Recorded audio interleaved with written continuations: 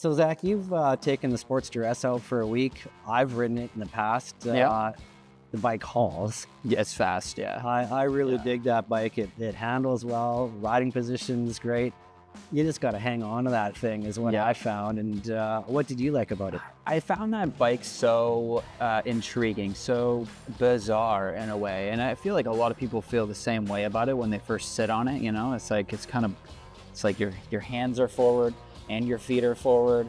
And at first it's kind of like, what am I doing here? It's like usually you'd be kind of like this, or you'd be like this, or, you know, some sort of other variation. But they chose a really interesting positioning for that bike. And at first it's kind of off-putting. You're like, Because the motor's like a sport bike motor in a way, Exactly. Right? It behaves like that. It's fast. It's just almost like a power bike. It's like a sport bike in how fast it is, but you've got your feet forward in like this relaxed position, so it's kind of peculiar. But once you get used to it, it's quite awesome. It's I take the traction control off because I call that the fun button. yeah, I swear it's got more power with the traction it does, control. absolutely does. You told me that, and I tested that out. It absolutely has more power. There's a lot of electronic restrictions in that bike, which is good for a lot of people. And I mean, it's good for tons of it on it's there, good for somebody who's just starting or in their first few years of riding, and it's good for somebody that's the opposite. For someone that's like you and I have been riding for 5, 8, 10 years plus, we can turn those things off and have a little bit more fun. For somebody who's just starting out, it's a phenomenal bike still, because you have all those electronic restrictions to prevent yourself from doing something stupid. You have those electronic restrictions. I actually had that bike for a weekend where it was majority rain, and the rain in most instances will make you very wary of riding a motorcycle, period. Yep. And that Sportster S, the traction control on the Sportster S is phenomenal. It was so good. I had actually tested it to where I was in like second gear. I took off at the light and I romped on it just to see, like, fully expecting the tire to just go woo, you know, and it spun for like a half second, woo, and it stopped. And then the power smoothed out, and even though I was nearly full throttle, it wasn't giving me anywhere near that power, and it was smooth as butter. It accelerated where it's almost breaking traction, but it's still not. driving you Yeah, forward. it's really incredible. And the brakes on that bike, it's a fast bike, but it stops just as fast as it goes. It's the radial master cylinder really makes that braking like feel nice. It's not mushy. It's really responsive. And when you get on that front brake, the linked system, being able to use the rear brake when you're using the front brake only, it really evens out a lot. You don't get a lot of fork dive.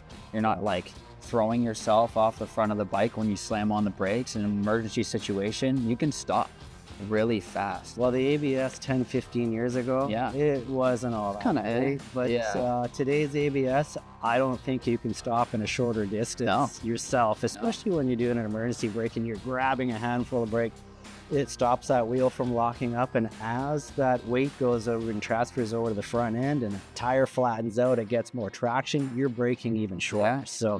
I swear by ABS. It's a great safety feature. So I did a lot of testing on that bike just to see what the capabilities were of it, and then, you know, the full tilt, like 60 kilometers an hour, like the speed limit at a stop sign, and you stop within 3 feet of the stop sign. The stop sign's here, and I just start stopping right here, and I can still stop before the stop sign slamming on the brakes. And you're more worried about the person behind you, right? Right, Just yeah. checking your mirrors and shoulder checking. Yeah. Because I stop so quick, that's so short. But that bike is pretty phenomenal. Yeah, the low RPMs, it's super smooth around town. You can short shift it and the bike doesn't hate it.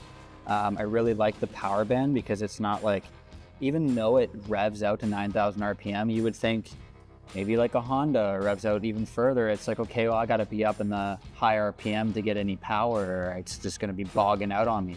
That bike is so cool in the sense that you can be at 2,000-3,000 RPM and still give it a bit of throttle, and it still goes. Well, it's got a lot of torque. Yeah, right off idle, just walk. That's the V twin motor. That's where it comes in. America, it's got more horsepower, but it's higher up in the rev range. It is, yeah. You know, the Sportster S is right off idle, and just you're gone. A little more streetable, if you will. Yeah, absolutely.